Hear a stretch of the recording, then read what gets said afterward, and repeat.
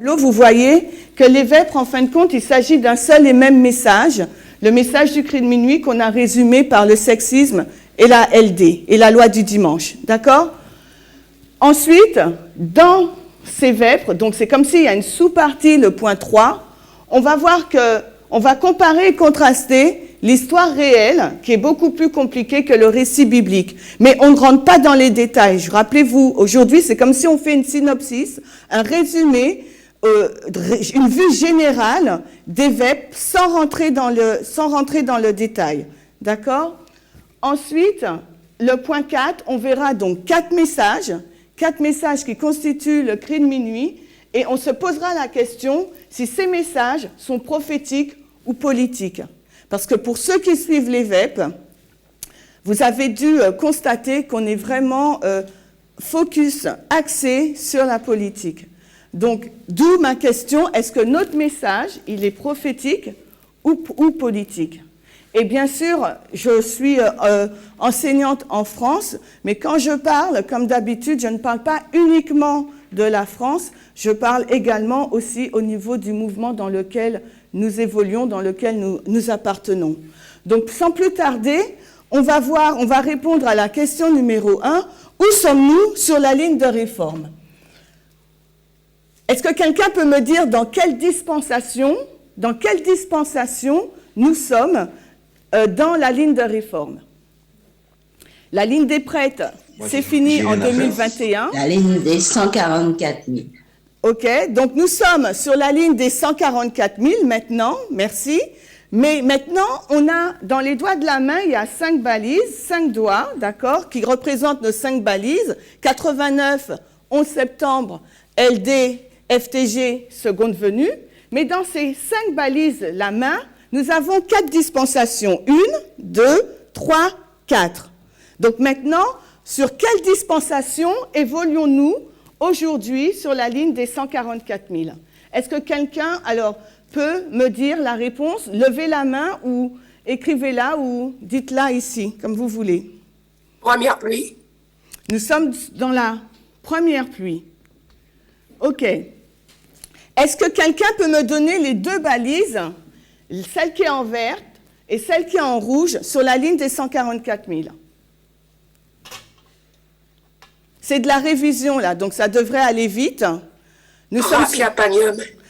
Je veux que ce soit plus précis. Donc, est-ce qu'on peut me donner la date et le thème? En vert. Alors, qui se lance? Sur la ligne des 144 000, quelle date on écrit sur la balise illustrée en vert? Rosemary, tu ne te rappelles plus de l'année? 2019, OK. Est-ce que quelqu'un se rappelle du thème? Comment on nommait cette balise? L'égalité. Égalité. Oui, on peut dire aussi, Rafia, mais ce que j'attends, moi, c'est égalité. Maintenant, maintenant, on la nomme aussi différemment. Féminisme? Radical. Non. En 2019, ce n'était pas le féminisme radical. Le féminisme de 2019 va amener au féminisme radical. En quelle année? 2021. Merci Marilène. Panium. Et qu'est-ce qu'on met encore là? Panium. Pardon? Égalité des genres.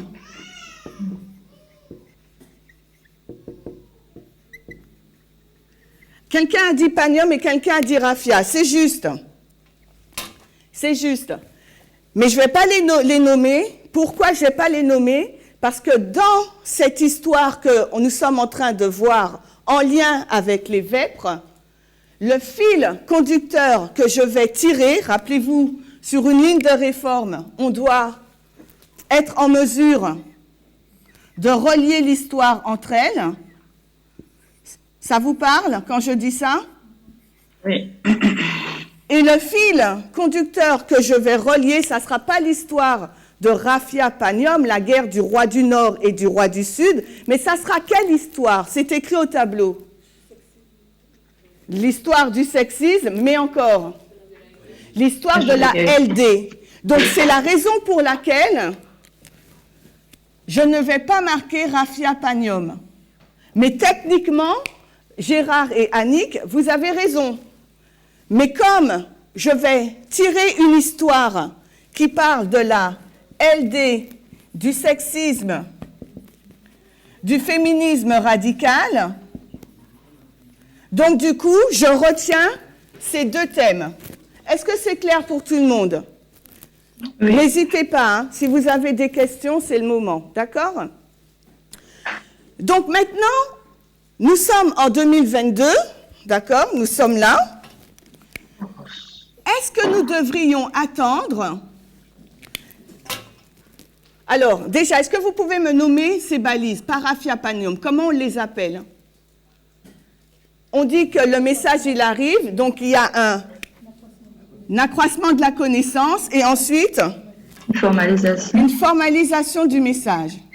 D'accord?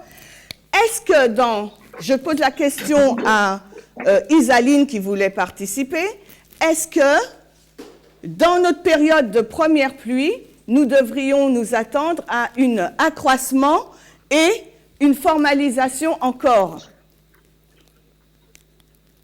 Est-ce que tu comprends la question, Isaline? Oui. Est-ce que dans cette période de temps, on a une formalisation encore? Est-ce qu'on doit s'attendre à d'autres balises entre 11 septembre et LD, sachant que nous sommes en 2022 sur la ligne des 144 000? C'est pas une question piège. Non. Pourquoi? Est-ce que tu peux nous expliquer pourquoi on ne s'attend pas à avoir un accroissement de la connaissance et une formalisation du message encore? Tout est au tableau. Donc, est-ce qu'on l'a déjà eu? Voilà, on l'a déjà eu. Donc, c'est la raison pour laquelle, comme depuis 2019, le Seigneur a ouvert, à travers l'Ancienne Thèse, l'étude de la LD, il nous a déjà donné l'AC et la FM. Donc, ça veut dire qu'entre 2022 et la LD, qu'on ne connaît pas encore la date, nous ne devons pas nous attendre à encore un accroissement de la connaissance et une formalisation du message parce que nous sommes toujours dans la même dispensation. La dispensation qui suit, là, ça sera PAS, et après, là, ça sera la moisson. D'accord? C'est clair? Donc là, je réponds à une question qu'une personne avait posée.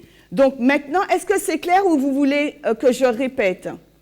On voit qu'à chaque dispensation, il y a toujours un accroissement de la connaissance et une formalisation.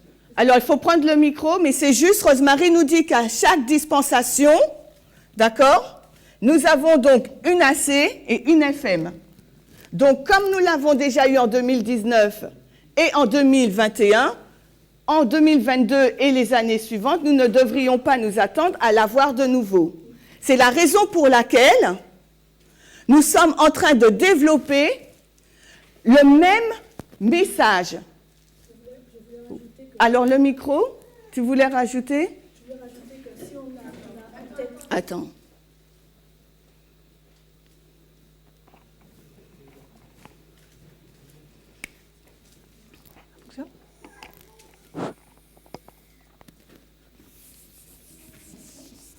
Vas-y, je t'écoute. Non, ça fonctionne. Oui, vous m'entendez? Je voulais juste rajouter que si on a en tête aussi le schéma du schéma répétitif, on voit qu'à chaque dispensation, effectivement, on a un accroissement de la connaissance et de la formalisation. On ne voit pas dans chaque dispensation une répétition de l'accroissement et de la formalisation. On voit toujours un accroissement et une formalisation. Je voulais juste rappeler le schéma répétitif, en fait. OK. La raison pour laquelle la personne pose cette question, parce qu'elle sait aussi qu'on est dans une autre ligne, la ligne des Lévites.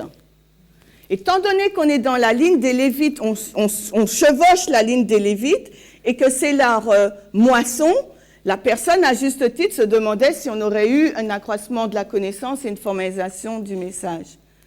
Donc, mais nous, il ne faut pas oublier qu'on se focalise sur la ligne des 144 000. Donc, dans notre ligne des 144 000, il n'y en a pas. Il n'y en aura pas. Donc maintenant, un seul et même message. Puisque notre focus, il est là. Il est sur cet événement. D'accord? Il est sur la LD.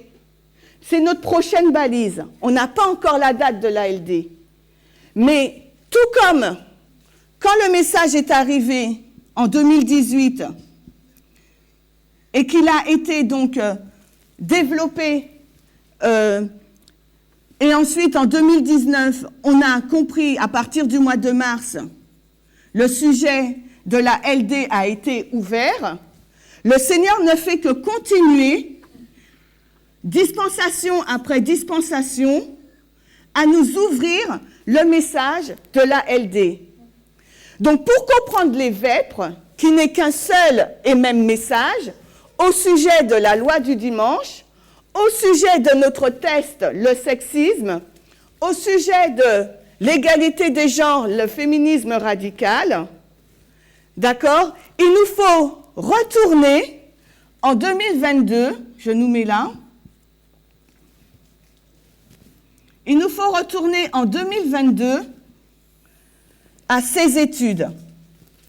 Est-ce que vous comprenez? Dieu est en train de nous révéler progressivement ce que sera la loi du dimanche, sa forme, sa structure. Il nous a déjà donné le thème, d'accord? Mais comme c'est qu'une répétition et élargissement du même message, il nous faut avoir les bases du message du cri de minuit, d'accord, pour bien comprendre qu'il s'agit d'un seul et même message qui est développé progressivement. Est-ce que c'est clair? Est-ce que c'est clair pour vous sur Zoom? Oui. Oui, d'accord. Donc du coup, s'il nous manque les bases de la LD et du cri de minuit, nous allons trouver que les vêpres sont compliquées.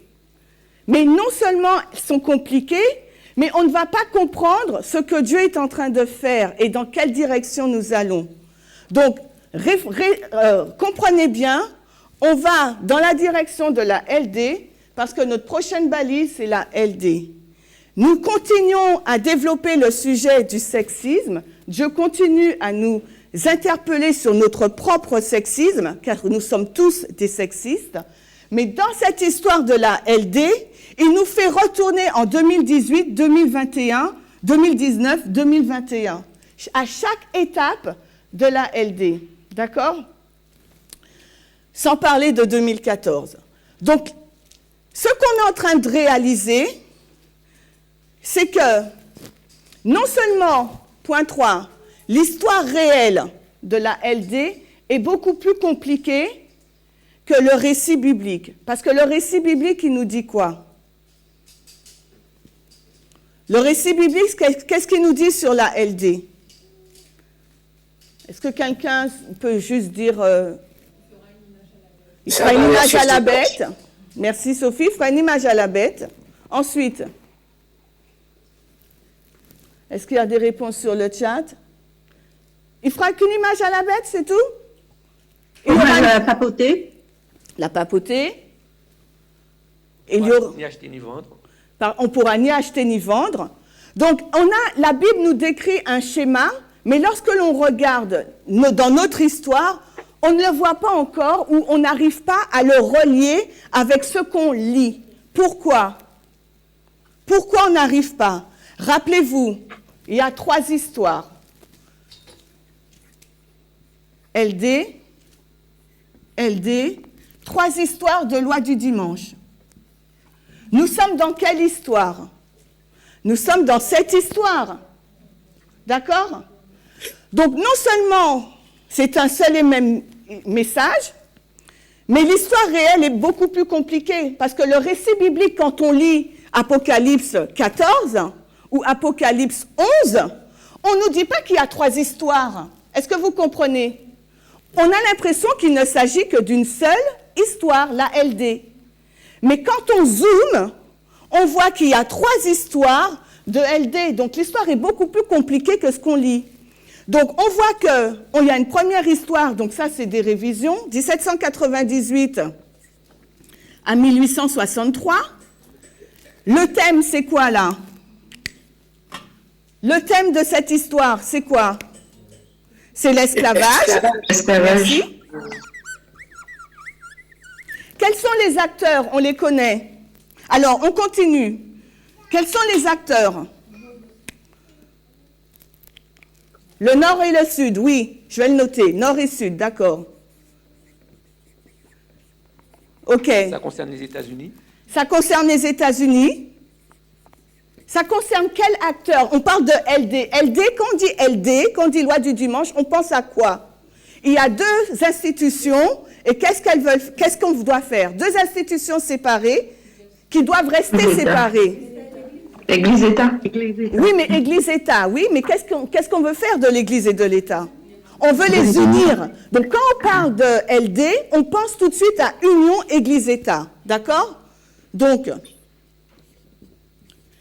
il y a une union de l'Église et de l'État. Mais qui sont les acteurs pour l'Église? Qui sont les acteurs pour l'État dans cette histoire? Protestantisme, républicanisme. Dans cette histoire, esclavage, c'est qui? Soyons plus précis. C'est qui? Le protestant, d'accord. OK? Mais il y a un organe qui commence déjà à naître. Oui. On va je mets ta réponse, Gérard. Protestant et le gouvernement, d'accord? Ou on peut mettre aussi NRA, même s'ils arrivent en 1863. On les voit là, parce que l'organisation est créée. Mais avant qu'une organisation ne se crée, il faut qu'elle existe déjà. Et après, elle s'institutionnalise, vous voyez? Donc c'est pour ça que je le mets quand même NRA. Mais on sait que techniquement, ils arrivent en 63, d'accord? Par rapport à leur demande qu'ils ont fait, ils ont se sont constitués en organisation et après ils ont fait une demande. Donc NRA, le gouvernement.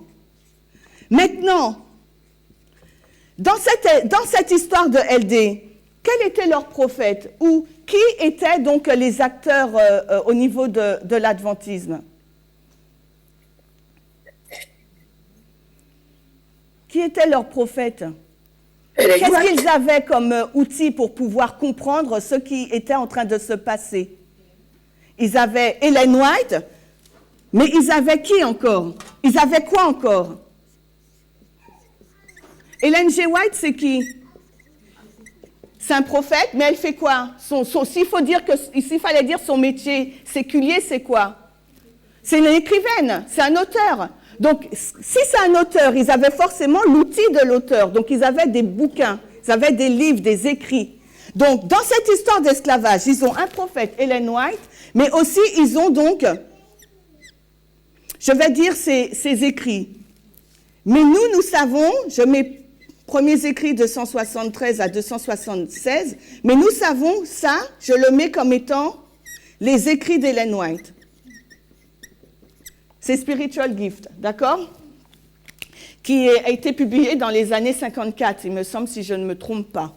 Spiritual Gift, volume 1, qui se trouve dans Premiers écrits, page 273 à 276 pour nous, en français. Donc, quand on lit Apocalypse 14 ou Apocalypse 11, qui nous dit que les États-Unis vont parler comme un dragon et faire une image à la bête, on ne pense pas à 3 histoires. Donc l'histoire, nous semble simple. Mais quand on zoome, on voit que non, c'est pas ça. D'accord? Elle est plus compliquée que ce que le récit biblique nous dit. Ensuite, si on va dans la deuxième histoire de la LD, c'est quelle année? 1888. Alors, on fait la même chose. Quel était le thème? Les acteurs, qu'est-ce qu'ils voulaient faire? Et qu'est-ce qu'ils avaient comme support pour pouvoir les aider à comprendre cette histoire? L'adoration. Alors, oui, merci. J'aimerais bien entendre d'autres personnes que Gérard sur le Zoom. Alors, nous avons l'adoration. Ensuite, les acteurs, c'était qui? Quels étaient les acteurs? Alors, on va avancer parce que sinon, j'aurai jamais le temps de Tragédie tout des faire. siècles. A.T. Jones et qui? Contre qui? A.T. Jones versus? Oui, on peut dire le gouvernement, mais c'était qui précisément? Prostitution. Alors, on va dire que c'était donc la NRA aussi, et comment dirais-je? Non, c'est pas comme ça. Contre Je la veux le faire. prostitution. C'était les syndicats, plus on reste dans ça, c'était les syndicats et c'était le travail postal, la poste, le commerce, etc. C'était ça qui était sous-jacent à cette loi du dimanche, la loi Blair, d'accord? Donc, loi Blair, aux USA toujours, ok? Ils voulaient faire quoi? Pareil, Église-État. Donc, bien sûr, c'est qui? On a dit la NRA contre A.T. Jones, ou NRA, on va mettre Congrès, hein, puisque la loi Blair, c'est le Congrès. Et ensuite, c'était qui avait-il? Quels étaient leurs outils ou leurs personnages pour les aider à comprendre l'histoire en progression? Prostitution. Qui les aidait à La comprendre tragédie l'histoire? des siècles. C'était encore Ellen White. Hélène White. Tu as dit, Marilyn, c'est très juste, la tragédie des siècles, on va dire à partir du chapitre 25, mais ils avaient aussi A.T. Jones et ses écrits. Ils n'avaient pas qu'Ellen White, d'accord? On va voir. Maintenant, pour nous, faisons la même chose. Nous, c'est quoi le thème?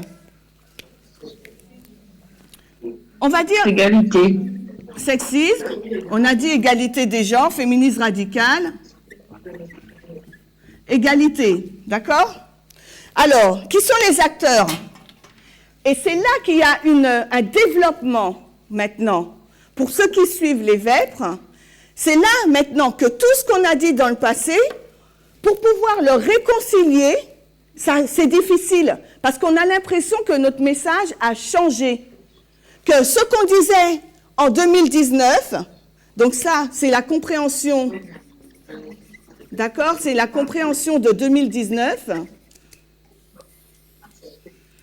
Donc, ce qu'on disait en 2019, là, aujourd'hui, on dit différemment. Donc, on se dit, mais on fait que de changer ou quoi? On change l'acteur, dit Marilyn, mais le principe est le même.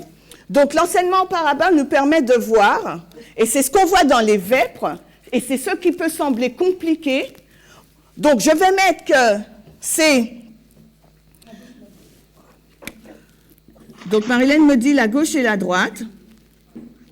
L'aile droite et l'aile gauche. D'accord, c'est pareil. L'aile gauche, l'aile droite. C'est qui encore? Si on zoome, on voit qu'on parle de l'extrême droite, extrême gauche. Donc, tout ça, ce sont les acteurs. On parle des libertaires. On parle des nouveaux athées. Ou je vais mettre nouvel athéiste, tu as raison. C'est plus français, je pense.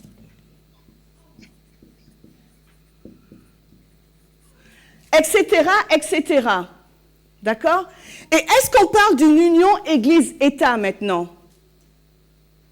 Là, on introduit un autre terme. Quel est ce La terme? culture. Merci. Alors, on dit maintenant qu'il ne s'agit plus d'Église-État, et on va essayer de comprendre pourquoi pas aujourd'hui, puisqu'aujourd'hui, je vous ai dit, c'est une synopsis, d'accord? On parle maintenant d'union de culture et de l'État. Mais culture sur quel thème? Rappelons-nous, de quoi on parle? Les vêpres parlent de la LD. Mais elles disent quoi sur la LD? Le thème, c'est quoi? Le sexisme. Oui. Le sexisme, parce que le féminisme radical, c'est quoi? C'est la solution. La réponse. c'est la réponse au sexisme. Le sexisme. Le féminisme radical, c'est la réponse au sexisme.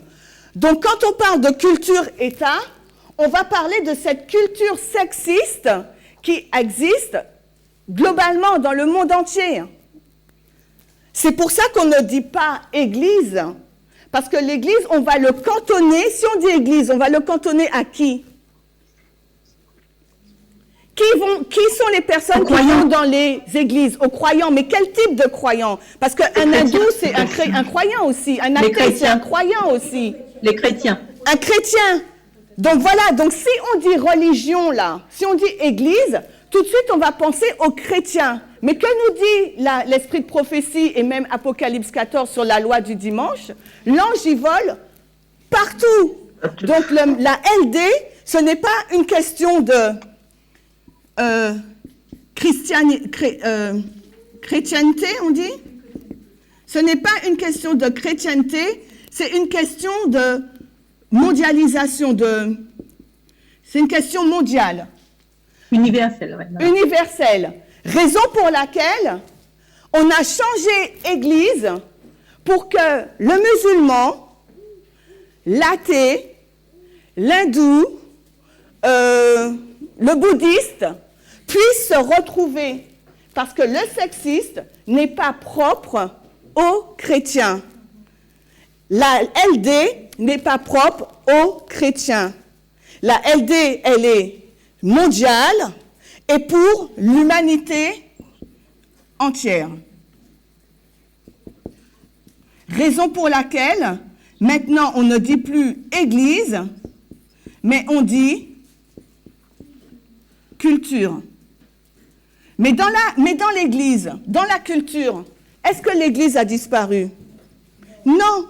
Sauf que là, qu'est-ce qu'on est en train de faire? On est en train d'affiner. On est en train d'affiner notre message. Pourquoi le message s'affine? Quelle est donc notre prochaine balise? La LD. Donc, il nous faut être de plus en plus spécifique, précis, pour avoir la vision globale et plus claire, plus nette, de ce que sera la LD en lien avec l'égalité des genres, le féminisme radical et le sexisme. Et pour pouvoir arriver à cette compréhension, quels outils le Seigneur nous a donnés? Est-ce qu'il nous a donné Ellen White, la tragédie des siècles, premiers écrits? Quel est donc notre prophète et quel est donc le support qu'il nous a donné? Est-ce que quelqu'un peut répondre? Les vêpres. Qui a dit? J'ai pas compris. Alors, j'ai dit les vêpres. Alors, ok, c'est une bonne réponse. Les vêpres, Annick, mais sois plus spécifique. Mais le troisième ange. Alors, alors, je reprends, Annick. Maintenant, il faut qu'on soit beaucoup plus spécifique. Le troisième ange, oui, parce que toute cette histoire, c'est l'histoire du troisième ange. De 1798, sans rentrer dans la technicité, hein, d'accord? De 1798 à nos jours, c'est l'histoire du troisième ange, d'accord? S'il faut être technique, on sait qu'Ellen White place le troisième ange le 22 octobre 44, mais on reste général, on le sait, on n'est pas dans la technicité. Donc maintenant, dans cette histoire de la LD, donc oui, c'est le troisième ange, mais ça c'est l'histoire simple. Là, nous sommes dans l'histoire compliquée du récit, de l'histoire réelle que toi et moi, nous vivons aujourd'hui. Donc, quels sont les outils et le prophète ou le personnage que Dieu nous a donné pour comprendre cette histoire? Vas-y, Sophie. Je ne vais pas répondre directement à ta question parce que je comprends pourquoi Annick dit Tess, le troisième ange. Non, elle n'a pas dit Tess. Il y a quelqu'un qui a dit... Elle a dit le troisième ange. Ah, Rosemary, j'ai pas entendu que tu as parlé. Ils ont dit le troisième ange, Tess. Non, j'avais pas entendu. Ok. Donc c'est une bonne réponse alors. C'est une bonne réponse. Parce que j'avais rajouté quelque chose. Vas-y, rajoute, tu peux toujours. Je ne sais pas si tu voulais faire référence aux événements externes. Et je trouvais intéressant que pour Etty Jones, on ne l'a pas mis directement. J'avance. J'avance progressivement. Je veux faire une comparaison contraste, c'est pour ça. Notre prophète, peut-être que certains ont du mal avec ça, d'accord? C'est pas Ellen White, mais c'est Tess, le troisième ange, ok? Pour nous. Donc c'est une bonne réponse, Rosemary, merci. J'avais pas entendu. Mais maintenant, c'est pas une écrivaine, Tess. Elle écrit pas. Contrairement à Etty Jones ou à Ellen White. Elle va utiliser autre chose. Qu'est-ce qu'elle va utiliser? Sources externes. Deux sources d'information. Les deux sources d'information? Les médias. Les événements externes. Attendez, il y a une cacophonie. Alors, France-Lise, vas-y. Qu'est-ce qu'elle va utiliser? Je disais, les sources d'information de manière générale sont analysées. Les sources d'information sont analysées. Oui. Soyons plus concis, plus précis dans notre réponse. Quelle source d'information qu'elle va analyser le plus et qu'elle va partager sur le média broadcast? La gauche. Mais comment on l'appelle? Les événements externes. Ces sources d'information sont des événements externes. Oui, c'est un fait certain. Comment on les qualifie? Il y a un autre nom dans notre jargon qui va dire qu'on va aller vers ces sources externes qui nous enseignent. Nous avons donc les journaux. Les médias. Les médias. Et là, ce sont les prophètes de journaux. C'est pour ça, je reprends. Dans notre histoire, notre prophète, c'est Tess. D'accord? Mais elle n'est pas une écrivaine comme Ellen White ou Etty Jones. Mais elle va utiliser, on va voir pourquoi plus tard, elle va utiliser les prophètes de journaux, leur analyse sur un fait d'actualité, et elle va pouvoir les analyser pour voir s'ils sont en lien avec notre message du cri de minuit. C'est la raison pour laquelle elle va choisir les bonnes sources d'information, d'accord? Et elle sera en mesure avec ces sources, de pouvoir comprendre le développement de la loi du dimanche. Et c'est la raison pour laquelle les vêpres, et même depuis le message du cri de minuit, nous utilisons beaucoup les journaux. Parce que notre histoire, on est en train de l'écrire. On va aussi faire des références à Ellen White, mais qu'est-ce qu'on va prendre selon notre enseignement en parabole? On va prendre quoi? On va prendre la structure, merci Sophie, on va prendre les caractéristiques pour pouvoir les comparer et les juxtaposer avec notre histoire. D'accord? Est-ce que c'est clair pour tout le monde? Avant que je passe à un autre point. Oui. Il y a Kanik qui répond. Est-ce que vous voulez que je répète? Donc cette compréhension-là de la culture et de l'État, nous l'avons depuis, donc, on va dire, février, ou du moins ça a été verbalisé, hein, février 2022 avec les vêpres. OK? Est-ce que vous voulez que je répète ou pas? Peut-être mieux pour tout le monde, oui. Oui, mais j'aurais aimé que les personnes qui veulent que je répète me le disent. Oui, répète, s'il te plaît, Chimène. Merci, Dominique. L'histoire est la même, c'est un même message. Étant donné que notre prochaine balise, c'est la LD, nos yeux sont tournés sur la LD. En 2019, le Seigneur a ouvert l'histoire de la LD en mars 2019, nous montrant les différentes couches,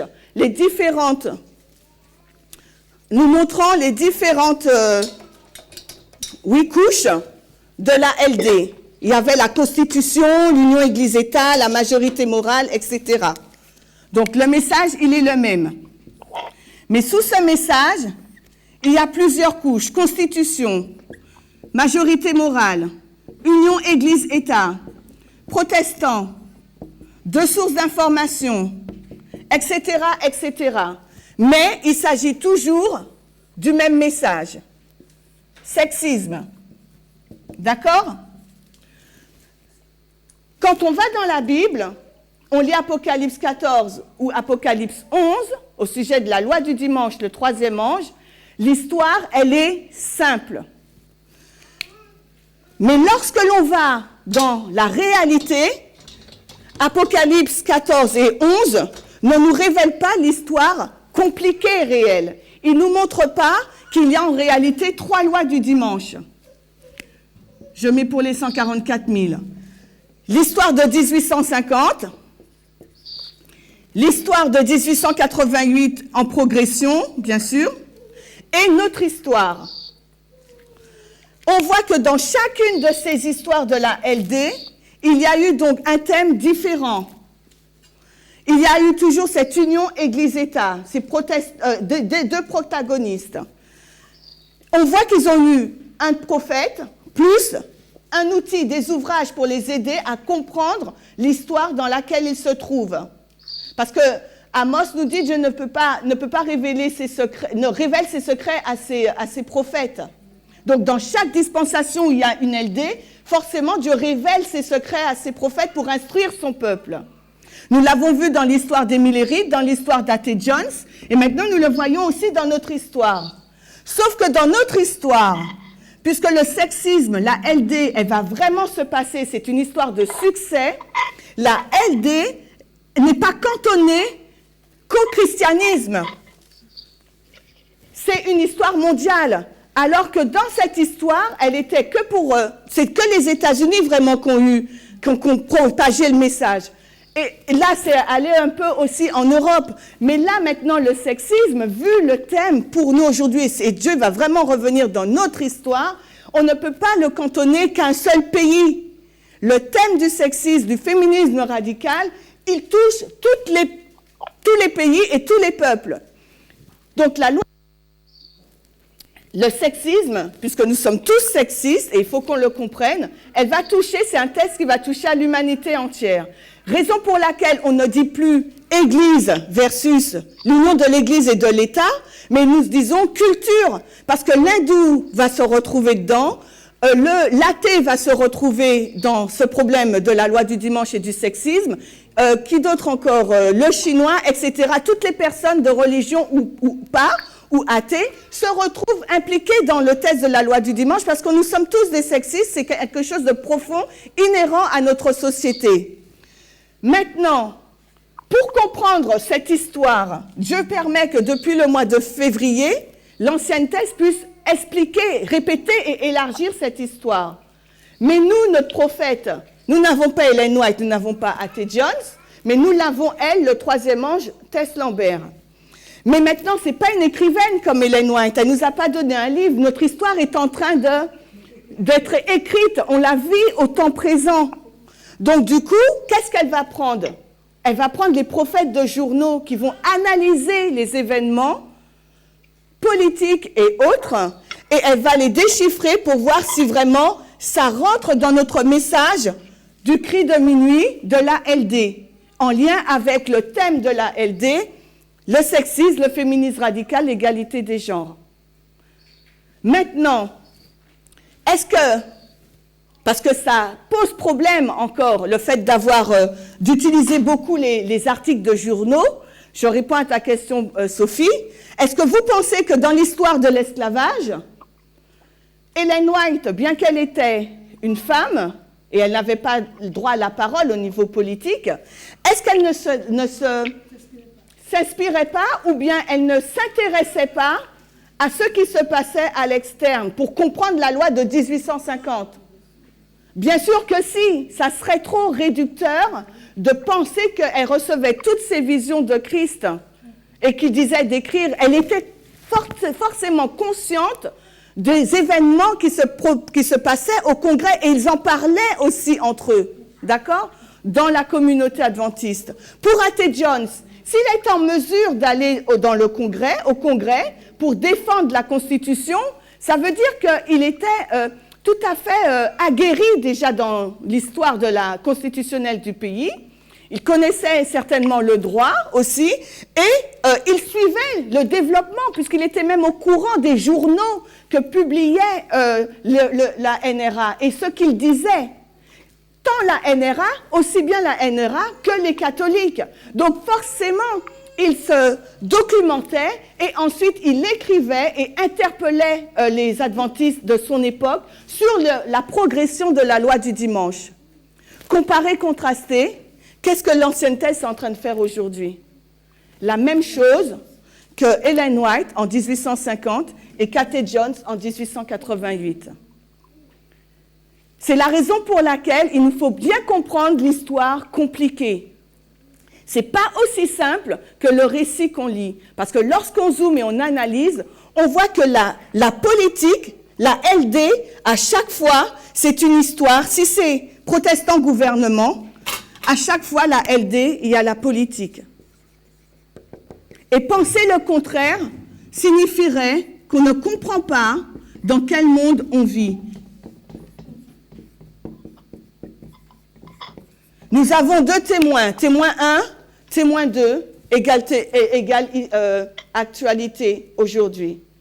Si dans l'histoire d'Ellen White et d'A.T. Jones, ils regardaient aux journaux, aux faits externes pour comprendre le développement de la loi du dimanche, dans une histoire d'échec, à plus forte raison, nous qui sommes dans une histoire de succès, il nous faut plonger les regards dans les sources d'information externes et suivre les bons courants d'information pour comprendre le développement de la loi du dimanche.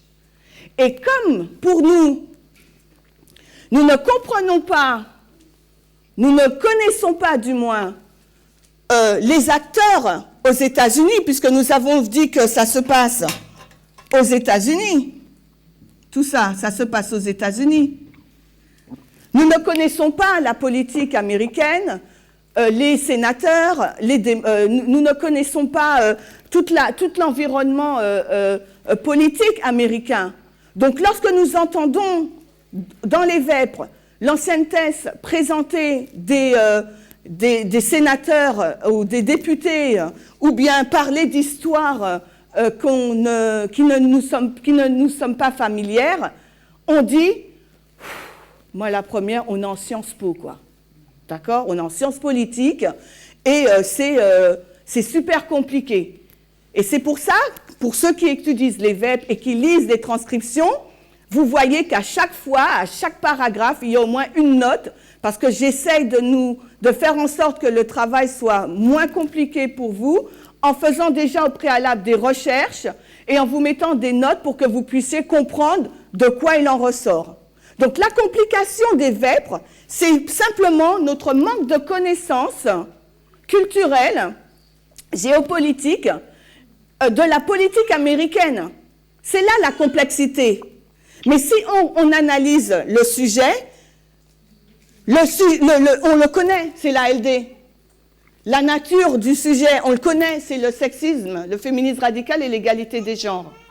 Donc, les acteurs, on les connaît, on sait que c'est protestant, gouvernement. Maintenant, on nous introduit la culture, mais on comprend pourquoi. Du moins, j'espère, j'essaie d'expliquer rapidement, mais on y reviendra, ne vous inquiétez pas. Donc, on voit d'autres acteurs, parce que, comme d'habitude, Dieu est en train de zoomer, pour qu'on puisse toucher du doigt et avoir la vision parfaite et globale de la loi du dimanche. Et c'est beaucoup plus compliqué, la réalité est beaucoup plus compliquée que le récit biblique. Mais les vêpres en elles-mêmes ne sont pas compliquées, hormis si on met de côté les sciences politiques américaines. Est-ce que c'est clair? Est-ce que vous comprenez? J'espère que j'ai un peu dégrossi pour vous. Oui, merci beaucoup. Est-ce qu'il y a des questions? Est-ce que vous avez des questions? Est-ce que vous voulez que je répète un point? Non? Répondez-moi, s'il vous plaît. Non. Bon, ok. Donc maintenant, on a vu ces trois points-là. Dans les premières vêpres, toujours, l'ancienne thèse, qu'est-ce qu'elle est en train de faire? Elle est en train de nous dire, moi, je voulais vous emmener dans l'étude de 1888. Mais au final, il y a une question qui a été posée. Est-ce que quelqu'un se rappelle de la question qui a été posée?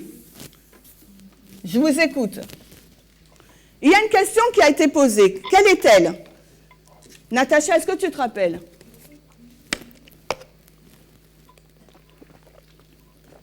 Natacha ou toute autre personne qui souhaite répondre? de la majorité morale, non? Je sais plus. Ça rentre dans la majorité morale. Mais il y a une question qui a été posée. Comment savons-nous quelles sont les bonnes sources d'information? C'est pas tout à fait ça. Comment sommes-nous passés de l'aile droite à l'aile gauche? Merci, merci Marilène. Comment sommes-nous passés de l'aile droite à l'aile gauche? Mais aussi, comment on doit faire quoi quand on est face à une source d'information? Qu'est-ce qu'on doit faire? Comment passer au crible ou bien trier les informations? On parle de bonnes informations, d'accord? Parce que si on doit trier une information, ça veut dire qu'il y a peut-être 20%, 80%, 30% de la source d'information qui n'est pas en conformité avec la vision de la LD que Dieu nous a donnée par rapport au sexisme et au féminisme radical et l'égalité des genres. Vous comprenez ça? Donc tout est parti, tout découle de là, tout est parti de cette question-là. Et pour comprendre cette question, il nous faut comprendre donc quelles sont les valeurs que porte la droite et quelles sont les valeurs que porte la gauche. Et c'est ce que nous avons vu avec Eric la semaine dernière, Eric après-midi. Mais encore, comment nous sommes passés de l'aile droite à l'aile gauche? Peut-être que cette question n'a aucun sens pour vous. Peut-être que vous vous dites, mais moi, j'ai jamais été de droite. Qu'est-ce que je vous ai dit au départ? Nous vivons en France, mais cette ligne-là des 144 000, c'est qui? C'est quoi? C'est un mouvement. Donc, on parle de mouvement. Mais bien sûr, dans ce mouvement, il y a vous et moi. Mais quand on parle, quand c'est aussi général, il faut que vous le vouliez ou non, vous êtes intégrés dans ce mouvement. Donc, quand elle dit que le mouvement était à droite, même si vous votez à gauche, le mouvement est à droite. Et il y a des personnes qui ne se reconnaissent pas. Mais lorsqu'on zoome sur la droite, même si on votait nous gauche, on voit que les valeurs portées par la droite étaient également nos valeurs sur certains points. Sur quels points c'était les mêmes valeurs? En 2019, rappelez-vous. L'égalité. On avait les mêmes valeurs, même si on votait à gauche en France pour la plupart, mais en tant que mouvement, et même en tant qu'individu, on était du côté de la droite. Parce qu'en 2018, je l'ai effacé, en 2018, quand le message du cri de minuit est arrivé, d'accord, il a secoué tout le monde, et en 2019, à l'EDP, nous avons eu le test du pantalon, et ce symbole du pantalon a montré quoi? Il a montré donc notre patriarcat, notre sexisme, notre homophobie,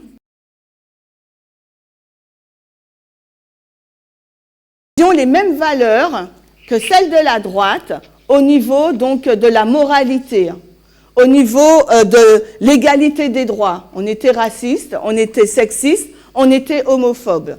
Pourquoi? Parce que la façon dont on lisait le texte biblique nous emmenait dans cette direction.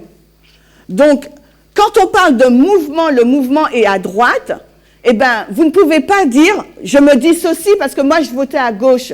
Parce que la réalité est plus compliquée. Nous avions les valeurs de la droite au niveau du patriarcat, etc. Parce que quand le test du pantalon est arrivé, on n'a pas sauté au plafond en disant « youpi, super ». Non, on a résisté. OK? Donc maintenant, en 2019, nous devons, avec le cri de minuit, Dieu nous interpelle sur notre positionnement de droite, sur les valeurs morales, familiales, traditionnelles, religieuses que nous portons, et il nous dit, il vous faut changer, il nous faut changer. Pourquoi il nous faut changer? Pourquoi? Parce qu'on développe la loi du dimanche arrive. D'accord? Puisque la loi du dimanche, c'est un test, Et si c'est un test, ça veut dire soit on échoue au test, soit on réussit au test. Mais si on a ces valeurs morales, familiales, traditionnelles, religieuses de la droite, comment pouvons-nous réussir au test de la loi du dimanche? Et en tant que mouvement, on a une mission à faire tant au niveau des Lévites qu'au niveau des Nétiniens. Donc le Seigneur a besoin que le mouvement, que vous et moi, nous changions de mentalité, nous changions nous soyons reformatés et que nous passions de personnes racistes, sexistes à homophobes à des personnes qui valorisent et qui défendent l'égalité des genres. Non seulement intellectuellement, mais dans notre pratique et dans nos choix de tous les jours. Donc ce n'est pas une mince affaire. Peut-être qu'aujourd'hui, avec le recul, on a l'impression que voilà, c'est facile, mais dans notre vie pratique, ce n'est pas facile. Encore aujourd'hui, on lutte. Encore aujourd'hui, l'ancienne thèse nous dit qu'il n'y a pas 10 personnes au sein du mouvement qui sont de véritables féministes radicales. Ça veut dire qu'on est vraiment, éloigné du standard ou de l'idéal que Dieu souhaite que nous atteignions. Même si intellectuellement nous le comprenons, même si nous disons dans notre vie nous avons déjà fait certaines choses, mais elle dit il n'y a pas 10 personnes au sein du mouvement qui sont de véritables féministes radicales. Donc en tant que mouvement, nous sommes je ne sais pas combien, mais imaginez. Donc à nous de comprendre à quel point le sexisme est enraciné en nous, comment il prend forme en nous, et que ce n'est pas une question d'intellect, parce que le scellement, il est intellectuel et spirituel. OK? Donc du coup, comment la question est posée, comment cribler les sources? On passe donc, et comment passer de l'aile droite à l'aile gauche? Elle nous liste 4 messages. Alors, est-ce que vous connaissez ces 4 messages qu'elle nous liste? Est-ce que quelqu'un connaît les 4 messages qu'elle nous liste? On les a vus la semaine dernière avec Eric, il me semble. Et on va voir avec Sophie cet après-midi l'un de ces messages. Et avec moi, vous êtes censés voir 2 de ces messages. Et dans les semaines qui suivent, avec Jean-Marie, un de ces messages. Donc, on a encore beaucoup d'études à faire ensemble avant vraiment d'entrer en profondeur dans l'étude des vêpres. D'accord? Donc, qui se rappelle des 4 messages ou est-ce que vous êtes en mesure de me les citer? Je vous écoute. Si je vous dis 2 sources d'information, OK? Après, on va voir, toujours pas en profondeur, sauf Sophie ira en profondeur, mais moi je fais une vue générale, donc dans ces messages. Donc deux sources d'information, Ipsos, merci Marilène. Ensuite, majorité morale. Et ensuite, j'ai entendu la ligne des Nétiniens. OK. 4 messages qui forment le message du cri de minuit, qui nous emmène à la LD.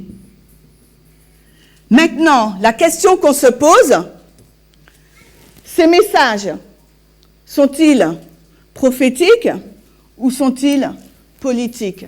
Parce que rappelez-vous, est-ce que le fait qu'on n'ouvre pas la Bible,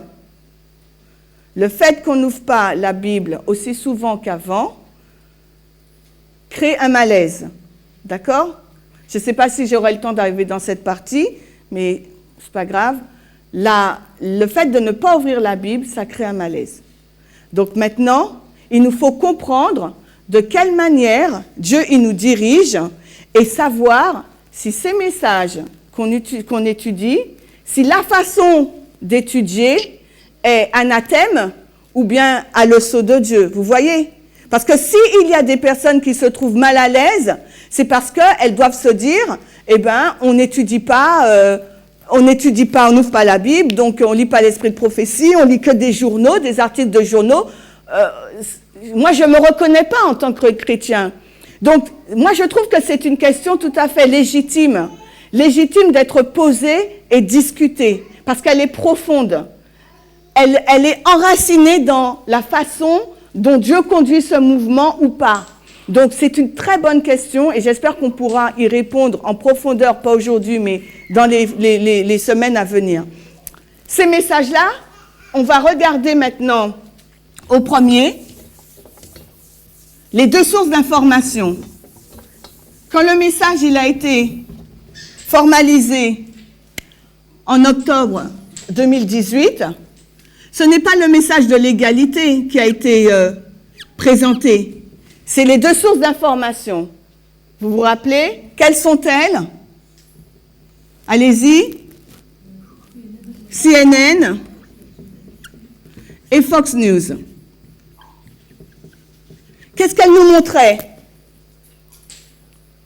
Les deux sources d'information nous montrent quoi? Sur le Zoom, il y a quelqu'un qui veut répondre? Conservatisme et le libéralisme, on dirait. Conservatisme, libéralisme, libéral. Ok, ensuite. Qu'est-ce que ça nous montre? La vérité et l'erreur. La vérité et l'erreur, oui, d'accord. Ensuite. J'attends quelque chose de particulier. Qu'est-ce que... Ok, d'accord. Trump, Clinton. Alors, j'entends mal, mais je devine théorie conspirationniste versus vérité, donc on va dire information vraie, d'accord? Des informations et véritable information. Ça nous donne aussi droite-gauche, et ce que j'attends, je ne l'entends pas. La bonne source, la mauvaise source, ça revient à ça, vérité-erreur. Je vais vous le dire, la vie, notre message, n'oubliez pas, notre message, c'est juste, on n'étudie pas juste pour étudier. Le message, il est salutaire. Il y a un test. Quand on dit test, peut-être qu'on ne réalise pas parce qu'on ne peut pas vraiment le concrétiser. Mais vous avez vu la matérialisation de l'évangile éternel en France et ailleurs. Ça crée vraiment des tensions, ça crée vraiment des scissions, ça crée vraiment une inimitié, d'accord? Des personnes qui étaient amies pendant des années à cause d'un message. On peut penser que c'est ridicule, que c'est léger, mais à cause d'une divergence de compréhension, de vision du message prophétique, il y a une séparation et ça fait mal. D'accord? Mais au-delà de la douleur que cela inflige, l'Éternel nous dit que c'est une question de vie ou de mort. D'accord? Et ce message qui a été formalisé en 2018 sur les deux sources d'information, pour nous en interne, ces messages, ils ont été créés également, représentent la formalisation du message en externe, d'accord? Pour nous aussi, hein, ce n'est pas la ligne des Nétiniens là, pour nous, d'accord? Pour nous. La ligne des Nétiniens commence en 2014. Donc, pour nous, on voit que ces messages sont arrivés, donc ces grands médias, je vais dire les médias, donc il y a eu Google, Yahoo, les moteurs de recherche, mais il y a eu aussi Microsoft, NBC, etc., etc. Ils sont venus en ligne. Donc ces deux médias, ces deux sources d'information, si on les compare et les contraste avec notre ligne interne, 1996, c'est également notre formalisation du message, d'accord? Daniel 11, 40 à 45 en interne, qui nous montre également deux sources. L'Ulaï et l'Idékel. La mort, la vie. D'accord? Donc, les deux sources d'information qui ont été introduites en 2018, nous voyons que c'est déjà le concept, la structure, d'accord? Le concept, c'est la formalisation en externe pour nous, mais aussi donc qui nous montre qui nous montre que pour nous aussi, il y a deux sources d'information, deux voies à suivre qui ont un impact salutaire, qui mènent soit à la vie, soit à la mort, comme ces deux sources d'information. Mais ça nous donne aussi un autre élément. Ça nous donne un autre élément, ces médias, ces deux sources d'information. Qu'est-ce que ça nous donne comme élément? Sur l'ère dans laquelle nous nous trouvons. Ça nous donne un élément que nous sommes dans la guerre, dans une guerre d'information. Est-ce que vous savez ce qu'est une guerre d'information? Donc, c'est dommage parce que j'ai des citations à vous montrer, je ne lis pas, je fais tout de tête, c'est embêtant. Et je voulais vraiment aller pas à pas. Je vais vous montrer. Donc, il y a quelqu'un qui a dit que CNN et Fox News, je l'ai mis directement, mais Fox News, c'est le parti conservateur. Et je voudrais qu'on lise quand même 2 ou 3 citations sur les deux sources d'information. Donc là, rappelez-vous, dans notre loi du dimanche, d'accord, les différents acteurs qui se trouvent, nous avions dit la gauche, la droite, l'extrême droite, l'extrême gauche, les libertaires et les nouveaux athées. Donc, tout ce groupe de personnes, ce ne sont pas que des chrétiens, c'est pour ça qu'on dit la LD, c'est une union culture-État, pour que tout le monde puisse se retrouver. Et regardez dans la définition de Fox News, quel groupe d'acteurs on retrouve? Il nous a dit que Catherine Clark, d'accord, est une personnalité de la télévision américaine, elle est reporter, etc. Et depuis le mois de mai 2015, elle est l'une des animatrices de The Grey Cutfield Show sur Fox News. Donc, on sait qu'elle est sur la mauvaise source d'information, d'accord? Et elle nous dit, elle est proche, donc, elle commente la politique régulièrement, donc vous voyez, elle commente la politique régulièrement, et elle est proche du libertarisme. Donc maintenant, aujourd'hui, en 2022, on peut rajouter à ce qu'on avait compris en 2018 que Fox News a aussi un courant libertaire. Vous voyez? Puisqu'il y a un accroissement de la connaissance. En 2018, on ne le disait pas, puisque Dieu n'avait pas encore introduit ce thème pour nous, le libertarianisme.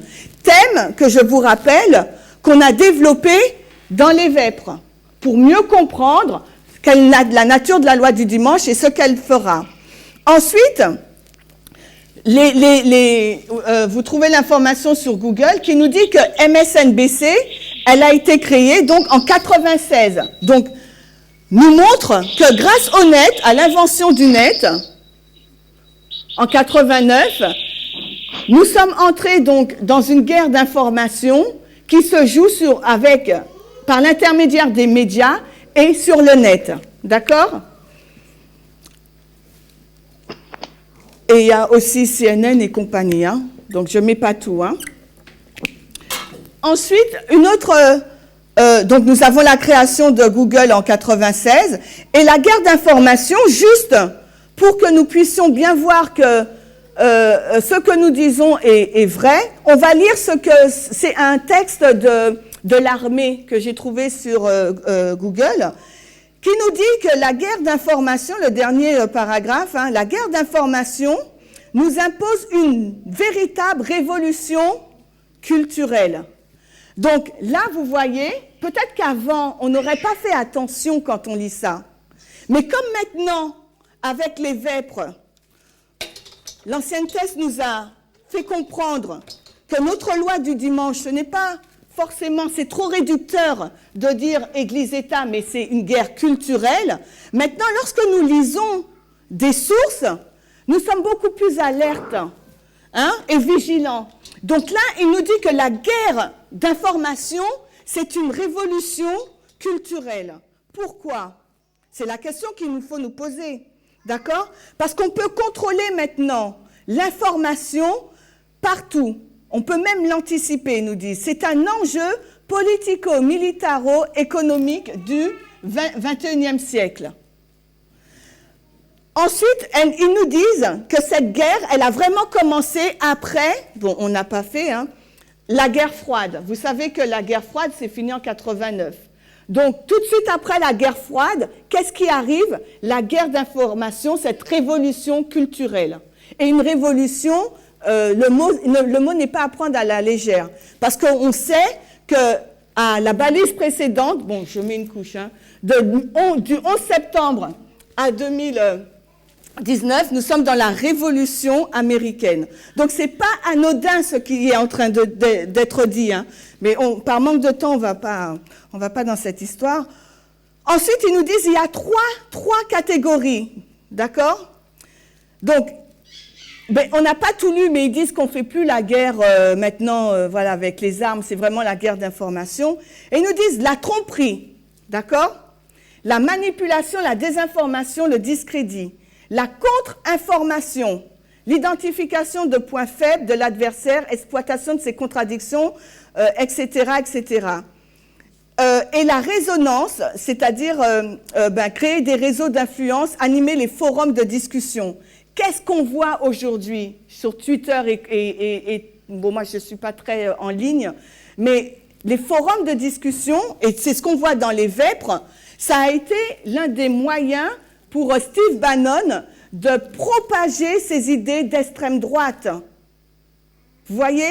Donc tout est lié. Cette guerre d'information qui commence, que les bonnes sources d'information font commencer à notre temps de la fin, nous explique comment cette guerre aura lieu et quels seront les enjeux. Ils disent bien que c'est des enjeux politico, militaires, économiques. D'accord? Donc maintenant, je ne sais plus s'il me reste du temps, Dorian, il ne me reste plus de temps. La seule chose que je vais vous dire, si Dieu emmène le cri de minuit par les deux sources d'information, et lorsque nous zoomons dans les deux sources d'information, nous voyons que toutes ces choses qui sont englobées dans les deux sources d'information sont en fin de compte politiques. Vous êtes d'accord avec moi ou j'invente? Est-ce que c'est votre analyse? On parle de parti républicain, libéral, conservateur, d'élection Clinton-Trump, de gauche, de droite. Donc, ces deux sources d'information, Dieu est lui-même en train de nous introduire un message politique. La question qu'il faudrait qu'on se pose, c'est pourquoi il nous introduit un message politique. Au sein d'un message, on est des chrétiens. Pourquoi? Est-ce parce que la loi du dimanche a une portée politique, a une portée culturelle, ou juste par fun? Dieu ne fait rien au hasard. S'il introduit la politique au sein du mouvement, c'est parce qu'il va prendre ce qui nous est réel, le réel, pour nous expliquer ce qui est spirituel. N'oubliez pas notre enseignement parabole. On prend le littéral, ce que l'on connaît, pour pouvoir expliquer ce que nous ne connaissons pas. Donc, on va faire un résumé rapidement. Le but de mon intervention n'est pas de rentrer dans l'histoire profonde, en détail, des vêpres. C'est juste une introduction pour nous montrer, nous donner envie d'étudier les vêpres, déconstruire l'idée de difficulté que nous avons quand nous entendons les classes des vêpres. Le message est toujours le même. Nous allons vers la LD. Notre prochaine balise, c'est la LD. Nous n'aurons pas une formalisation, un accroissement de la connaissance, puisque cela a été donné en 2019, la C, et en 2021, la FM. Notre prochaine balise, c'est la LD. C'est pour ça que nos yeux, toute notre attention est dirigée vers la prochaine balise, la LD, qu'il nous faut comprendre. Maintenant, l'histoire biblique est plus simple que l'histoire réelle, qui est compliquée. Et nous le voyons quand nous lisons Apocalypse 11, Apocalypse 14 par rapport à la LD. Quand on zoome sur l'histoire de la LD, nous voyons trois histoires. À l'époque des Millérites, à l'époque des Adventistes, A.T. Jones, et notre histoire des 144 000. Donc, on voit que le thème est différent à chaque fois. on voit les acteurs, que c'est une union Église-État, que Dieu a donné à chaque dispensation un prophète et des outils. Quand on arrive dans notre dispensation, les termes, la terminologie change parce qu'on affine, on se rapproche de la LD, et la LD, c'est un test mondial. Donc, on ne dit plus, parce que c'est trop réducteur, Église-État, on dit culture, afin que chaque religion, chaque identité puisse se retrouver dans le sexisme, qui est le fléau, le péché que Dieu veut éradiquer en chacun d'entre nous. Donc maintenant, pour nous, qu'est-ce que Dieu nous a donné pour nous aider à nous conduire dans cette histoire et à la comprendre? L'ancienne thèse. Et qu'est-ce qu'elle va utiliser? Elle n'écrit pas, mais elle utilise les prophètes de journaux de la bonne source d'information pour les analyser et nous permettre de comprendre la loi du dimanche avec ces différents acteurs que nous avons listés. Maintenant, il y a 4 messages qui nous ont permis de comprendre que nous nous positionnons mal en tant que mouvement, mais également en tant qu'individu. Même si en France, nous votions majoritairement pour la gauche, mais en tant que mouvement, nous avions les idéologies, les valeurs chrétiennes, familiales, culturelles, religieuses de la droite, des protestants conservateurs. Et même si nous votions à gauche pour certains d'entre nous, ou la plupart, au niveau de tout ce qui est égalité des droits, racisme, sexisme, homophobie, nous étions du côté du protestantisme conservateur qui lui-même se trouve du côté de la droite républicaine américaine. De par ce constat, le Seigneur, sachant qu'il doit préparer un peuple, un mouvement pour pouvoir porter le message de la véritable égalité des genres au monde, nous a stoppés en nous disant qu'il nous faut donc passer de l'aile droite à l'aile gauche. Il faut qu'il y ait une transition intellectuelle mais aussi spirituelle. Que ce que nous comprenons intellectuellement, nous puissions le mettre en pratique dans notre vie de tous les jours. Maintenant, le fait d'utiliser beaucoup de ressources externes crée un malaise au sein du mouvement. En France, certainement, la France n'est pas séparée du mouvement. Donc, ça crée un malaise. La question qu'on s'est posée, quels sont les 4 messages que Dieu nous a introduits pour que cette transition puisse se faire? Ces messages, nous les avons listés, les 2 sources d'information. Ipsos, Sophie va en parler plus en profondeur cet après-midi, et la majorité morale et la ligne des Nétiniens. Ces messages que Dieu lui-même introduit, sont-ils des messages prophétiques ou politiques? Et nous avons vu que ce sont des messages politiques, parce que lorsqu'on a détaillé les 2 sources d'information, tout ce qu'on liste, c'est de la politique. Donc ça veut dire que la LD est une question politique. Maintenant, à nous d'être convaincus que c'est vraiment la main de Dieu qui nous lead, qui nous conduit jusqu'à la loi du dimanche, sur notre ligne de réforme, que c'est vraiment la main de Dieu qui nous conduit, afin que nous puissions réussir ce test et que nous puissions avoir la vie éternelle et entrer dans l'Éden ou la Nouvelle Jérusalem. Je vais continuer l'étude en deuxième partie et je vous invite à vous mettre à genoux avec moi.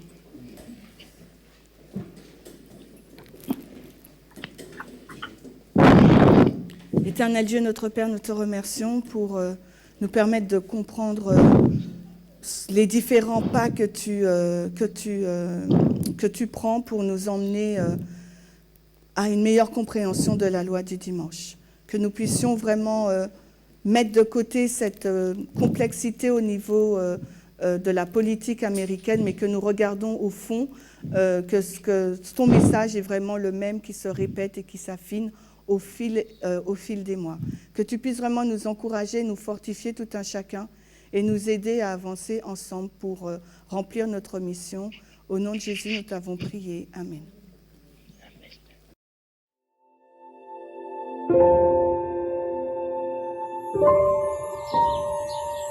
Amen.